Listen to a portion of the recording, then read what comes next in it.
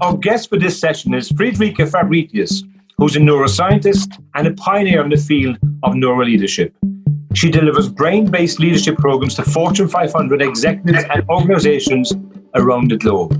She wants to transform how they think, how they innovate and navigate change. She talks about fun, focus, and fear as part of that journey for people. She's written a number of books. One of her books, The Leading Brain, has been translated into several languages and received numerous awards.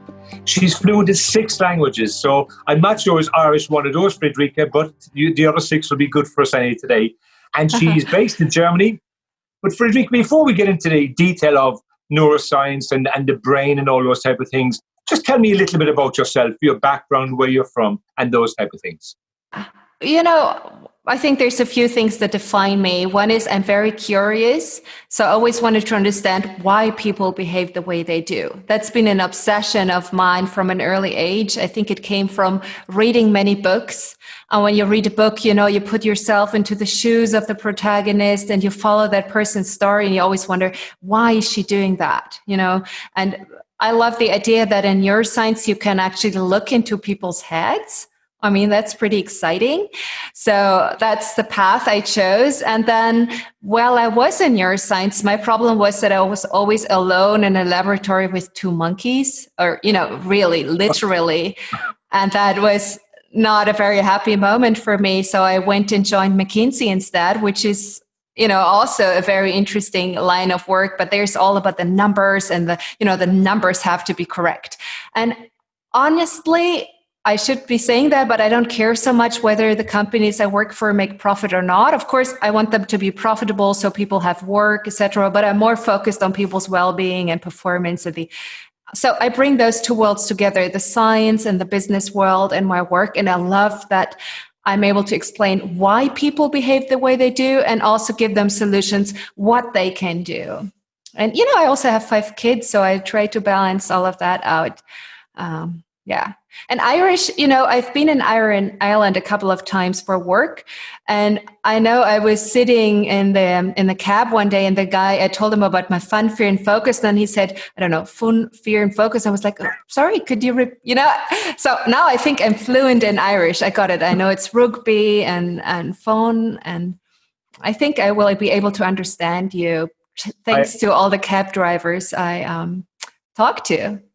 I have no doubts about that. The other thing is interesting is the fact that you were so curious all the time. And did you play sport, or was it just that your curiosity kept you down the scientific line? Yeah, a lot. I'm obsessed, honestly. Just this morning, actually, I did sports. I always schedule my meetings around my exercise and not the other way around. And I think that's the secret to my success, because I need that to start off positively into the day. So after dropping my kids off at school, I actually worked out. I did strength training for an hour. I do powerlifting. I also have one of these exercise bikes where you put on music and I love that. And I go hiking in the weekends with my family and we drill the kids so that they become great hikers and don't complain.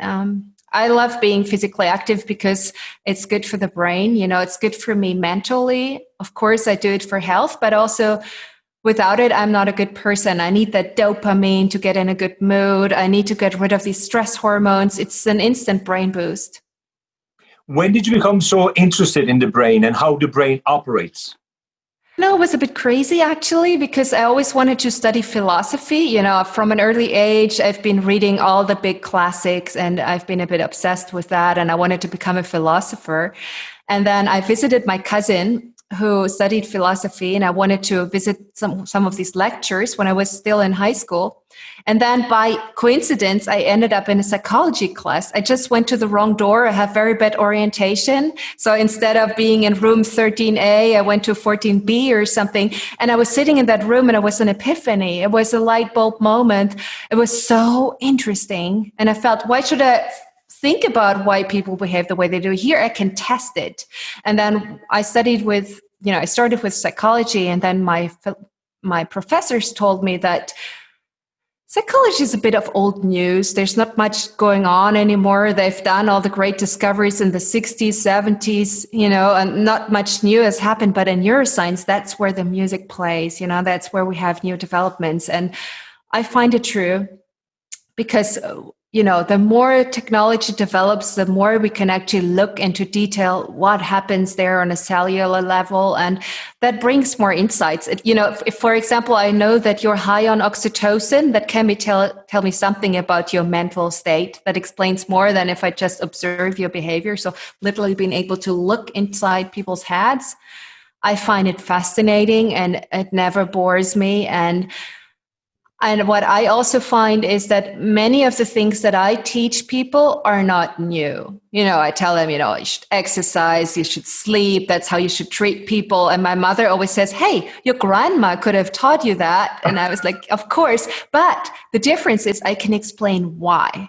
And I think that makes a huge difference. People buy into it and actually change their behavior because they understand why. It's not that I made that up and say you should exercise more, then you feel great. I come in and I say, okay, it releases dopamine. You get a serotonin boost.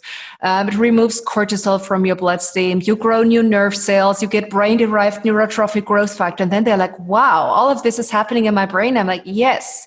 And then they go and exercise. And if I just tell them you should exercise more, they would be like, yawn, please stop it. So the thing is interesting. I think if we listen to our grandmothers an awful lot more, they gave us some great, valuable advice. But as you say, you can explain the reason why. So let's just take that a bit further. So you said that neuroscience is the music.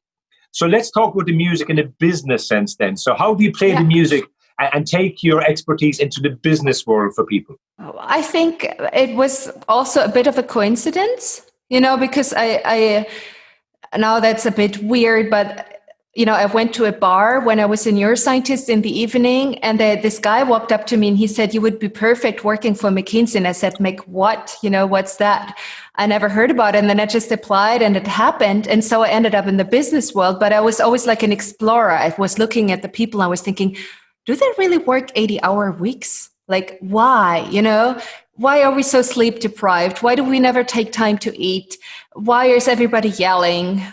Now I'm painting a very negative picture, but there was very high stress levels and I knew that wasn't good. So when I stopped working there, I had that idea of making the business world a better place. And I think it happens when you touch people on an emotional level. So for me, it's about telling them funny stories, entertaining them so they learn, because we know that from a brain perspective, when people are bored, they never learn. So I try to make it fun. To me, it's very important. I bring in anecdotes, I make jokes, and not just to be silly, but because I know that's the best way to actually make people learn. So it was also a coincidence. But when I was in the business world, I would just realize it's a lot of the things that are happening are highly dysfunctional and not respecting the way the brain works. So my mission is to make the workplace a brain-friendly workplace.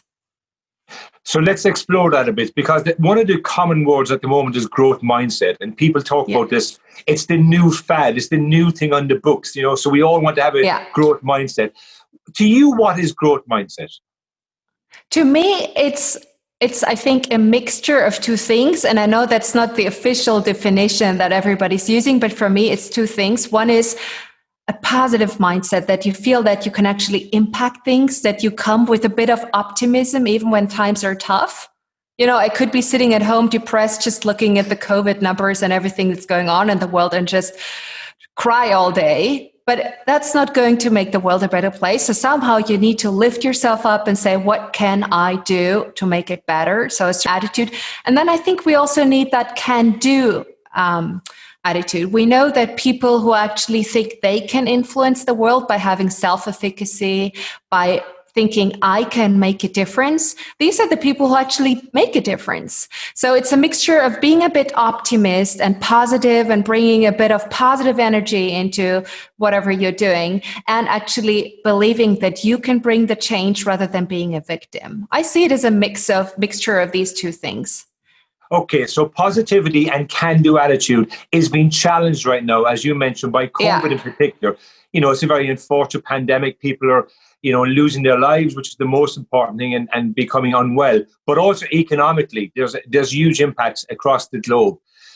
How do people change their mind though? Because, like I'm a very positive person. I'm a very can-do person. That's natural to me. Yeah. But to many people, it's not natural. And so how do you recommend that people make that switch, make that pivot from, we'll say, a negative or concerned mindset, and I'm not sure I can do, to a positive and I can do mindset? Yeah, it's for sure tricky if you do not have that natural tendency. We know that many people are not well these days. One thing I recommend and that I would start with is reducing fear levels. We know that the prefrontal cortex for rational thinking never works well when we're in fear. And it doesn't really matter whether it's fear of, COVID itself or fear of the economic consequences. It blocks you. It blocks your prefrontal cortex. You become a victim. You're just sitting there waiting for awful things to happen. So I think the first thing is we need to pivot out of fear. And one easy way to do that, mentally, that's very hard, because when people are in fear and you come with good arguments that show them that they don't have to be afraid, it's not really effective. You can't talk people out of fear. But what you can do is, for example, activate your body. So, for example, take on a more positive body posture. That might sound very like something your yoga teacher would tell you, but really, like, if you do power posing, if you stand up straight, if you sit up straight, if you take a walk, your brain receives a signal from your body that you're well. And then your limbic system kind of changes to a more positive feelings. And then it's like a vicious, or not a positive cycle, I would actually say. So start with your body to influence your brain, because most people find it extremely hard to change their brain and the way they think, because if you're in a bad mood and if you're sad, just telling yourself to stop that is not happening, and willpower is limited. So I would always start with like integrating exercise and habit of working out, a habit of moving your body. We are wired to move. We're not supposed to sit around all day. So one thing that I've done during lockdown is clocking in my 10,000 steps a day, keeping my exercise schedule, because that even when I'm sad, that lifts me up and that gives me the energy to get other things done. So that, I would say, would be a first step. And then as a next step, I would try to surround myself with positive people, because we know that from a brain perspective, we are very social. We have mirror neurons. So for example, if you today were very grumpy to me and unfriendly, and, it would kind of influence me negatively. We are wired to respond to other social beings. So, pick the partner you're with, try to have some fun, even in hard times, make some jokes, create a bit of a lighter atmosphere, because that allows your brain to be more innovative.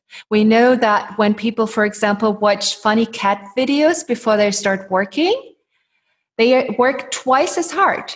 That's a lot. So, surround yourself with funny people, watch a funny show, don't read depressing books on top of everything. So, for example, for me during the pandemic, I've switched my reading habits to really anything that gives me a bit of an escapist strategy that takes me away. I don't want to read then some hardcore, negative, depressing book.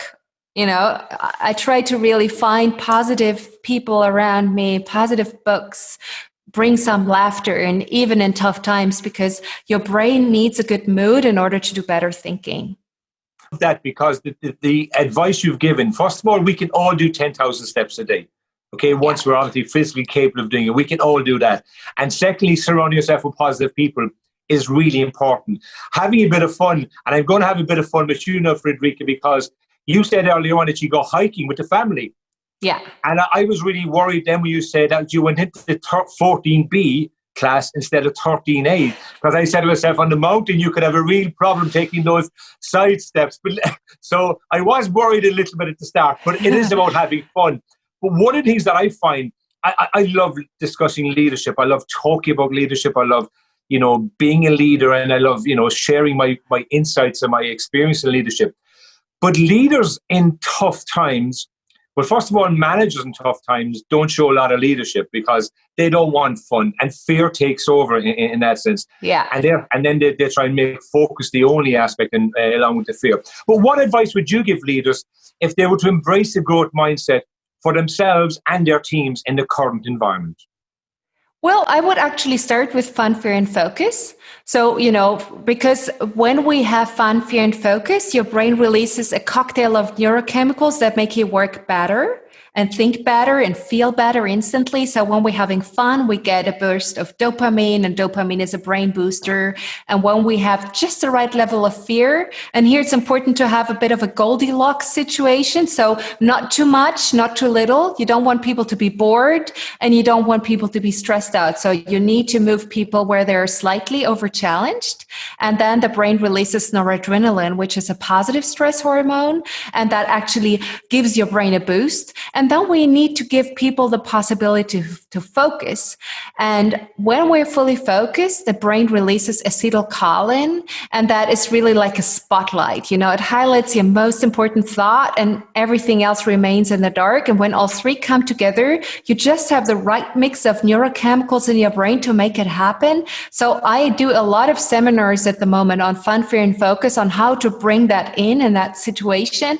And when it comes to, we've talked a bit about fun, we talked a bit about fear and how to reduce that. And when it comes to focus, my number one recommendation in these times is to reduce the number of video meetings. Like my most senior clients, many of them tell me, oh, I have 10 to 15 video meetings a day. I mean, that's insane. You cannot think straight if you live like that. They jump off that phone call, they get into the next. So my recommendation would be to schedule some time to think, because you cannot just be in meetings.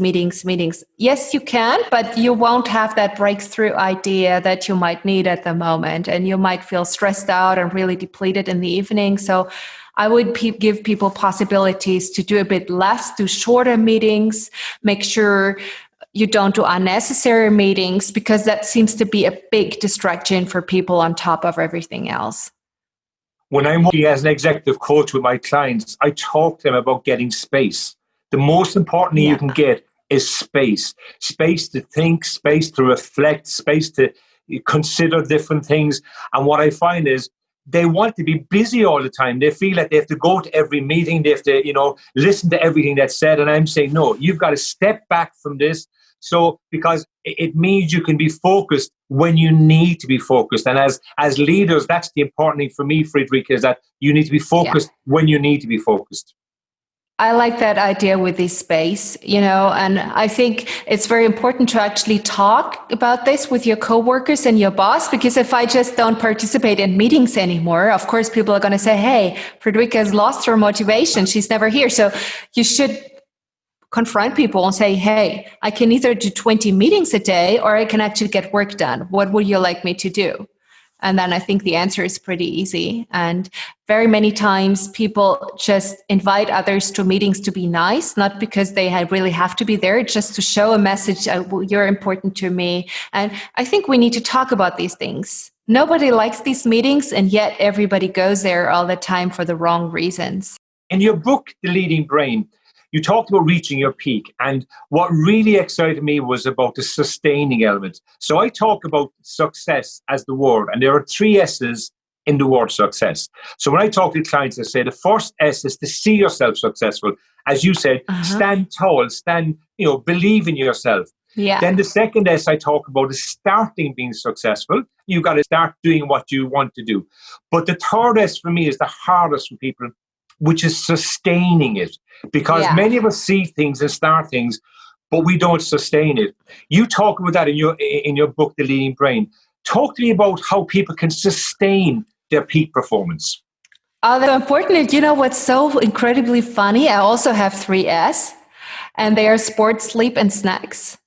You and I didn't know about this, right? So it's funny that you're telling me your 3S and I'm telling you mine. And it's, I'm saying if you want to sustain your energy, that's the 3 things you need, because they give your brain the basis for peak performance.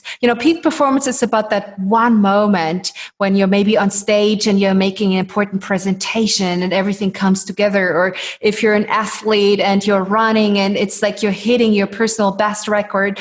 But most of we don't compete all of the time. These are special moments, but we need to sustain our energy. And what I like to think about is, sports, we've talked about that before. They're not just for your body, they're for your brain. It's the best thing you can do for your brain. It prevents dementia.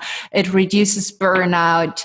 It gives you instant energy, and it gives you more oxygen to your brain. Think about it. You need to also make sure your blood circulation is working so that your brain gets more oxygen. People don't think about it, but it's important. So you need that sports element, move every day. And then sleep is something that in the business world, people don't get enough of. And we know that during the lockdown, during the pandemic, people haven't necessarily slept less, but not the sleep quality has gone down. We know that people had more vivid dreams, more nightmares, had more trouble falling asleep in the evening. Then they slept longer in the morning, but that also throws you off your circadian rhythm. So people had some sleep issues as it's been monitored by sleep trackers and so on. And I always like to give people some simple advice on how to improve sleep, because for your brain, sleep is essential. If you think about it, we need sleep to transfer information from short-term memory to long-term memory. So if you don't sleep, you don't learn. And also during sleep, your brain reduces toxins from your brain, which is something we all want. We don't want toxins to add up in your brain. And so it's really, really important, and it restores your neurochemical balance. And I think the number one sleep advice is to reduce stress levels, because most sleep issues are due to people being stressed. So they worry and can't fall asleep, or they wake up too early in the morning because they have high cortisol levels. So, expose yourself to the sun every day, especially now in autumn. Take a quick morning walk in the morning to get some serotonin and melatonin and to get the optimal mix, because we need light exposure. Many people just stay indoors. Of course, some countries don't let you leave the house. That's another issue. But if you can, go out, right? And then the more people exercise, the better they sleep. So there's a connection. And I would highly recommend to turn off your phone at some point during the day. Don't take it to your bedroom. Establish a curfew for your phone, because most people spend time in the evening reading the news or reading messages. And then you get that awful email from your boss right before you wanted to sleep that tells you the 100 things you need to do next morning. And then you lay awake wondering how you will make that happen. And then finally, snacks. We don't think about it so much, but what we eat influences the brain functioning, because all of the neurochemicals that we talked about today, like the dopamine, the noradrenaline, the acetylcholine, the serotonin, they don't exist out of love and air. They are created through small molecules, proteins, and we need fats in the brain, in the membrane. So if you eat a balanced, healthy diet, your brain has more ease producing these neurochemicals, and you will feel better as a result. So I always say, sports, sleep, snacks, it's very basic, but your brain needs it. Finally, I understand there's a new book on the way. Can you tell us a little bit about it? Yeah, my new book is about neurodiversity. So, currently when people talk about diversity, they're thinking about bringing more women in, or, people from different ethnical background. And I think that's great, because that's about power equality. But I feel there's one more dimension missing there, and that's diversity of thought. We need to think about the fact that people have different hormones and neurochemicals that influence their thinking. And the current workplace is just for one type of person, somebody very high on testosterone and driven and power seeking. And that kind of eliminates, by natural selection, most of the people who have different neurochemical signatures. So for example, I'm not very much into power. I don't want to be a boss of people. It would be a nightmare for me having to manage, it would be really bad. So I would never thrive in these kind of organizations. So of course I dropped out of corporate life. And I think if corporate life had been differently, I could have stayed and added value there. I mean, I will never go back. I'm happy where I am. Yeah. But I think many women leave the workplace not necessarily because they've been treated badly, but because they just don't like it. And that's a message that I'm writing about, how to create a workplace that's actually brain friendly so that people with different neurochemical signatures enjoy it. That just reminds me of something that I talk to my female clients about is, they say to me, I need to be like a man. And I say, no, do not be like a man. Just be like Exactly. yourself. There's too much of us men in the world, at these powerful positions. Be yourself and bring yourself to the table and bring yourself to the organization, and it'll be a better organization for that. So I'm looking forward to reading your new book to see how that philosophy of mine fits in with, the scientific research and program that you're going to bring to it, Yeah, and that's such a powerful message. Just, a final anecdote. When I worked in consulting, we actually had a training where we learned to walk like a man, to talk like a man, speak with a lower voice, and to make orders instead of questions. So I learned to say I need that report by tomorrow. Hey, it was surreal. I mean, it works, but do I want to work that way and live that way that I have to it always felt a bit like I'm a cameo in a sitcom or something. And when I use these techniques, I always felt like, is there a hidden camera somewhere? It's just not authentic. No, I don't think women should have to do that. It reminds me of the song "Walk Like a Man and Talk Like a Man." I think it was Frankie Valli sang it. But the final thing about that is that that's exactly the type of culture that is completely wrong.